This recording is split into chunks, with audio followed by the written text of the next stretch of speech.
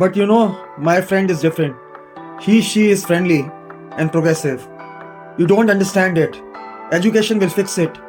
The majority of them are simply not educated enough. Why some Hindus are of this notion? It is because of the practice of al taqiya. And there is nothing bad or wrong about it. You see, it's completely natural and as per psychology normal.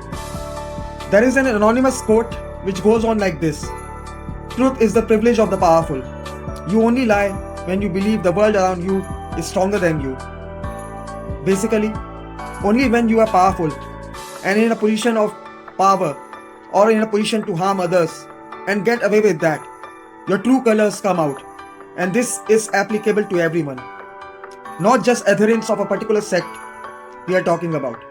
So people behave nicely, lie, and even fake their opinions over a subject when they feel saying the truth would spoil their long-term plans and cause trouble to them.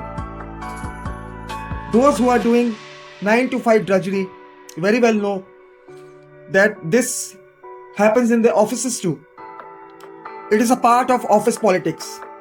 What makes Islam different, however, that it exploits the two basic emotions of humans, fear and greed. It doesn't prescribe search of the ultimate truth. As per Islam, truth has already been written and spoken. So truth is already known. We already know what is truth. So not only it discourages the process of questioning, but it also reduces a human to a highly emotional, irrational being who is driven more by the emotions, primarily fear and greed, than facts.